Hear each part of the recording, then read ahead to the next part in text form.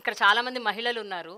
ఎవరన్నా ఒక మహిళ నిలబడి అంటే చాలా బాధపడ్డ సందర్భాలేంటండి? కొన్ని ఆరోపణలు వింటున్నప్పుడు బాధేసిన సందర్భాలేంటి? నమస్కారం మేడం. నా పేరు ఈశ్వరి. నేను మైలవరం నియోజకవర్గం కొండపల్లి సచివాలయంలో వర్క్ చేస్తున్నాను. ఇప్పుడు మా మీద పవన్ కళ్యాణ్ గారు జూన్ 9వ తారీఖున ఇదే కందేరు గ్రామంలో జరిగిన సభలో చెప్పారు. మేము 20 నుంచి 30 వేల మంది అమ్మాయిల్ని ఇతర దేశాలకు సరఫరా చేస్తున్నామని చెప్పారు కదా. సరే మేడం, మాకున్నాయి ఒక 65 కుటుంబాలు ఉన్నాయి. అవి నిజంగా మేము 20,000 30,000 కూడా అవసరం లేదు. ఒక్క ఫ్యామిలీ నుంచి ఒక్క అమ్మాయిని మేము రవాణా చేసినట్లు కనుక ఎక్కడైనా నిరూపించగలుగుతారా? మేము రాము, మేమైతే అతనితో రాము. వాళ్ళ ఇష్టం, వాళ్ళ ఏ ఫ్యామిలీని సెలెక్ట్ చేసుకుంటారో చేసుకోమనండి. సో అక్కడికి వెళ్ళి వాళ్ళ ఇంట్లో అమ్మాయి డేటా మేము అడిగామా, వాళ్ళ అమ్మాయికి పెళ్ళయిందా లేదా అని అడిగామా? మేము అడిగేది ఏంటంటే మీ ఇంట్లోని ఏవైనా హెల్త్ ప్రాబ్లమ్స్ ఉన్నాయా లేదా, మీరు అర్హులై ఉండి కూడా మీకు ఏమైనా పథకాలు అందడం లేదా అని అడుగుతాం తప్ప మీ ఇంట్లో పెళ్ళైన అమ్మాయిలు ఉన్నారా, పెళ్ళి కాని అమ్మాయిలు ఉన్నారా, 16 సంవత్సరాల 18 సంవత్సరాలని మీ ఏ కుటుంబాన్ని కూడా అడగం మేడం. ఇకపోతే చంద్రబాబు నాయుడు గారు మేము గోనె సంచులు మోస్తున్నామని కూడా మా మీద చెప్పారు. సరే, మేము గోనె సంచులు మోసాం, అవి ఎక్కడి నుంచి వచ్చాయి మేడం?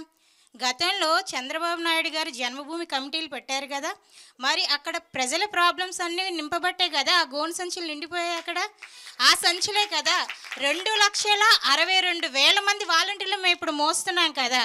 అవి ఈ గడిచిన 4.5 సంవత్సరాల్లో కూడా సంచులు కూడా తరిగిపోయాయి. మిగిలిన అందులో లేడానికి సమస్య ఉండడానికి ఏం లేదు. ఆ సంచులు వాళ్ళ ఇళ్లలో సూట్ కేసులు వాళ్ళు నింపుకున్నారు. ప్రజల సమస్యలన్నీ తీసుకెళ్ళి గోను సంచుల్లో పెట్టారు. ఇప్పుడు జగనన్న అంటే జగన్ ప్రభుత్వం జగనన్న ప్రభుత్వం కాదు మేడం, ఇది జగన్ ప్రభుత్వం జన ప్రభుత్వం ఇది. ఎందుకు అంటారా? ఒకే ఒక రీజన్ చెప్తున్నాను. ఆంధ్ర రాష్ట్ర తెలుగు ప్రజలందరికీ కూడా ఒక ధీమా అనేది ఇచ్చారు జగనన్న. ఎందుకు అంటే పెన్షన్కి ఇది వరకు చెట్ల కింద అసలు వికలాంగులు కానీ వితంతువులు కానీ వృద్ధులు కానీ క్యారేజ్ కూడా తెచ్చుకొని, నేను నా కళ్ళతో చూసాను మేడం, క్యారేజ్ కూడా తెచ్చుకొని సాయంత్రం దాకా ఎండలో నుంచొని కొంతమంది చేత అయితే ఇచ్చేసామని కూడా ఇచ్చి పంపించే వాళ్ళు ఏడ్చిన రోజులు కూడా నేను చూశాను. అప్పుడు అనిపించింది మేడం, ఇలాంటి వాళ్ళకి ఏదైనా వస్తే బాగుండు అనుకున్నా, కానీ అది మా ద్వారా వస్తుందని నేను అసలు ఊహించలేదు. నేనైతే చాలా హ్యాపీగా ఫీల్ అవుతున్నాను. జగనన్న ప్రభుత్వంలో న్యాయం జరుగుతుందనే ధీమా వచ్చింది. అదే ధీమా అనేది మీ గోని సంచుల ప్రభుత్వం ఇవ్వగలదా మాకు? మీరు సూట్ కేసులు నింపుకున్న ప్రభుత్వం ఇస్తుందా మాకు? ఇమ్మని చెప్పమనండి. నువ్వు వాలంటీర్ కాదు, నెక్స్ట్ నువ్వు ఎలక్షన్స్లో కంటెస్ట్ చేయాలి. నువ్వు నీకు చాలా భవిష్యత్తు ఉంది, రాజకీయాల్లో నువ్వు బాగా రాణిస్తావు. నీ పేరేంటి? ఈశ్వరి మేడం, కొండపల్లి. నువ్వు కంటెస్ట్ చేయాలి ఈశ్వరి, ఇంకా తప్పదు. నువ్వు వచ్చే ఎన్నికల్లో నువ్వు గ్యారెంటీగా కంటెస్ట్ చేయాలి.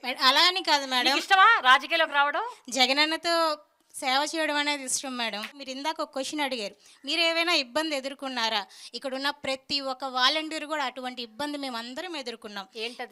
ఏంటి అంటే మేడం, ఆయన పవన్ కళ్యాణ్ గారు మీ డేటా అనేది కలెక్ట్ చేసి యూసఫ్ గూడాలో అక్కడ పంపుతున్నారు అని చెప్పారు. కానీ సురక్ష సర్వే చేసినప్పుడు ఆయనతో తంబు కానీ ఈకేవైసీ చేయించుకుంటాం మేడం, బయోమెట్రిక్.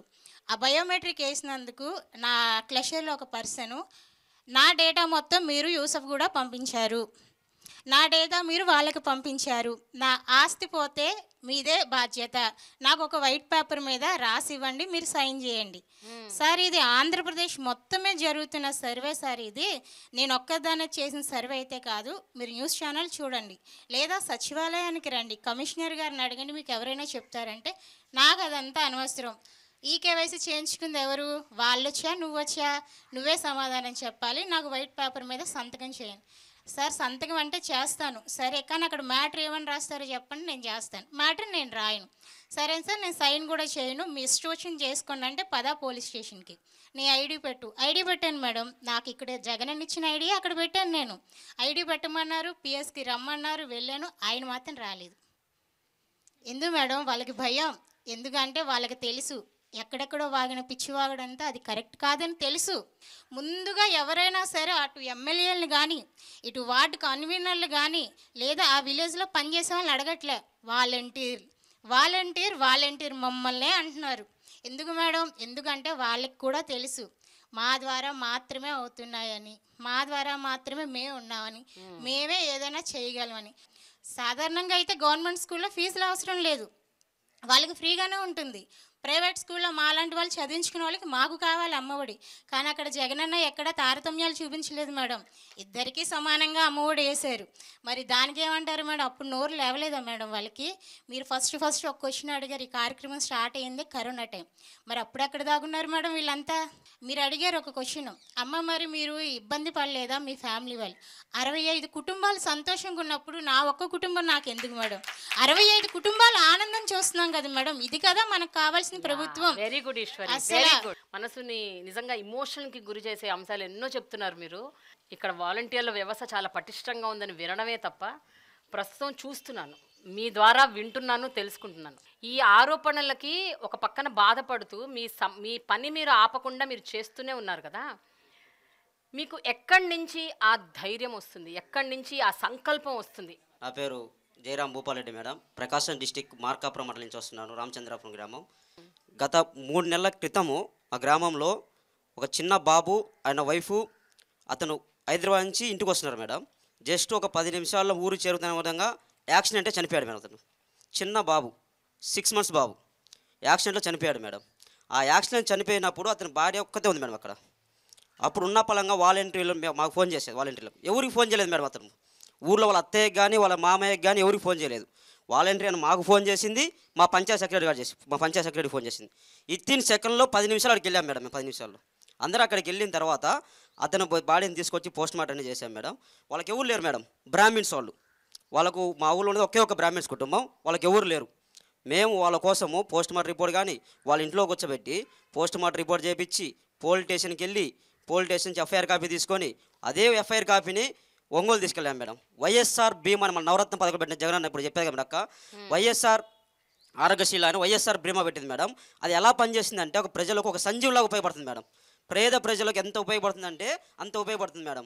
ఒంగోలు తీసుకుపోయి అదే అప్లికేషన్ నేను ఒంగోలు తీసుకుపోయి వాళ్ళకి ఇచ్చిన సబ్మిట్ చేసిన తర్వాత మా వెల్ఫేర్ ఆన్లైన్ చేసిన తర్వాత ఒంగోలుకి వెళ్తాను మేడం. ఆ అప్లికేషన్ సొంత డబ్బులతో ఒంగోలుకి వెళ్ళాను. ఒంగోలులో మేము పోయినమ్మంటే జిల్లా కలెక్టర్ ఆఫీస్లో మేడం ఆ వాలంటీర్ అంటే రెస్పెక్ట్ ఇస్తారు. ఆ రెస్పెక్ట్ ముందు ఇవన్నీ చెప్పినా కానీ పక్కకి వెళ్ళిపోతాయి మేడం. ఆనందం ఈ రెస్పెక్ట్ ముందు ఆనందాలు వెళ్ళిపోతాయి. అతను మమ్మల్ని పక్కన కూర్చోబెట్టుకొని ఒక డిస్ట్రిక్ట్ అధికారి పక్కన కూర్చోబెట్టుకొని డీటెయిల్స్ కంప్లీట్ చేసిన తర్వాత ఇత్తిన్ 1 వీక్లో 5 లక్షలు డబ్బులు కొట్టాను మేడం. ఇత్తిన్ 1 వీక్లో ఆ 5 లక్షలు ఆ పిల్లవాడికి ఏ విధంగా ఉపయోగ ఆలోచించాను మేడం. చిన్న పిల్లవాడు, వాళ్ళ ఫ్యామిలీకి ఎంతో ఉపయోగపడతాయి. అప్పుడు అక్క కానీ వాళ్ళ అత్తయ్య కానీ నన్ను కరుచుకొని ఏడుస్తుంటే నేను మాటలు చెప్పలేను మేడం. అనుభవం ఇదే చంద్రన్న బీమా అంతకు పాతుంది మేడం. 2014 నుంచి 2019లో చంద్రన్న బీమా ఒకటి ఉన్నది. మా సొంత బాబాయ్ బెంగళూరు చనిపోయాడు యాక్సిడెంట్. అప్పుడు నామిని వచ్చేసి మా బాబాయ్ బీమాకు. అప్పుడు ఆ బీమా కోసం మేము గత 3 సంవత్సరాలు తిరిగాం మేడం. ఆ బీమా యాడికి పోయినా కానీ జన్మభూమి కమిటీలు సంతకం ఉందా? 6 మంది ఉంటారు మేడం జన్మభూమి కమిటీ మా ఊరిలో. 6 మందిలో ఒకటి సంతకం పెడితే ఒకటి సంతకం పెట్టరు. మీరు మా పార్టీ కాదు అంటారు. ఒకరు సంతకం పెడితే సంతకం పెట్టరు. సరే మేము చదువుకున్నాను, నా డిగ్రీ కంప్లీట్ అయింది మేడం. చదువుకున్నాను ఒంగోలు మండల ఆఫీసు జిల్లా ఆఫీసు అన్నీ తిరిగాం. ఇంతవరకు ఆ బీమా రాలేదు మేడం. మేము ప్రభుత్వం వచ్చిన తర్వాత దాన్ని మూవ్ చేద్దామంటే వాళ్ళు ఇంతవరకు ఆన్లైన్ ఎంటర్ చేయలేదు. వాళ్ళు ఇన్ని కుటుంబాలలో ఏ పార్టీకి చెందిన వాళ్ళైనా పార్టీలకు అతీతంగా మీ సహాయం అందిస్తుంటారా? మేము మేడం కులము చూడం, రాజకీయం చేయము, వర్గ భేదాలు అస్సలే చేయడం మేడం. అతను ఎలిజిబుల్ ఉండా పథకం ఇచ్చేయడమే. వాళ్ళు ఇంట్రెస్ట్ ఉన్నా లేకపోయినా మేమే అన్నా నీ పథకం చేయతో టైం అయింది, మీ పలానా పేపర్లో వస్తే 18,000 మీ అకౌంట్లో పెడతారు. ఏ పార్టీల వాళ్ళైనా ఏ పార్టీ అయినా సరే, కుల మత రాజకీయ అస్సలు ఎక్కడే కానీ ఉండవు మేడం. ఎవరైనా సరే. అది నా లైన్లో ఇంకోటి జరిగేది మేడం. టీడీపీ ఎలక్షన్లో ఏజెంట్ కూర్చున్నాడు. అతను మా సొంత బాబాయ్, అతను ఏజెంట్ కూర్చున్నాడు. ఏజెంట్ కూర్చుంటే అతనికి ఎలిజిబిలిటీ వచ్చిందని పింఛన్ పెట్టాను మేడం. నేను 60 సంవత్సరాలు అయిన తర్వాత అతనికి పింఛన్ ఇచ్చాను. అప్పుడు వాళ్ళ ఇంట్లో వాళ్ళు నాకు అన్నారు, మా గవర్నమెంట్లో మేము ఎంత ఇబ్బంది పెట్టేవాళ్ళం రా, నువ్వు మాకు అయినా కానీ మేము పక్క ప్రాంతమైనా కానీ పిలిచి మరీ పెట్టినావు, నీకోసం నేను ఏదైనా చేస్తా అన్నాడు. ఈ వ్యవస్థలో భాగస్వామ్యం చేసినందుకు జగన్మోహన్ గ్యాప్ సెల్యూట్ కొడుతున్నాను మేడం. ఇప్పుడు ఎక్కడైనా కానీ ఆయన కోసం, జగనన్న కోసం నేను ఆడ నీళ్ళున్న దూకి చచ్చిపోతాం మేము. అంతే మేడం. మేము డిగ్రీ చదువుకున్నప్పుడు స్కాలర్షిప్ రావాలంటే క్యాస్ట్ సర్టిఫికేట్ కోసం విఆర్ఓ ఫోన్ చేయాలి, సార్ సంతకం పెట్టాలి సార్ అంటే. ఇప్పుడు కాదా సాయంత్రం రాబో అంటాడు. అలాంటిది ఇప్పుడు మేము caste certificate 24 hours caste certificate ఇస్తాం మేడం. మేము 24 hours క్యాస్ట్ సర్టిఫికేట్ కానీ ఇన్కమ్ సర్టిఫికేట్ కానీ అదే దాంట్లోనే ఫ్యామిలీ నెంబర్ సర్టిఫికేట్ అంటే చాలా రోజులు తిరగాలి మేడం. అదే ఫ్యామిలీ నెంబర్ సర్టిఫికేట్ 72 గంటలు ఇచ్చాం మేడం మేము.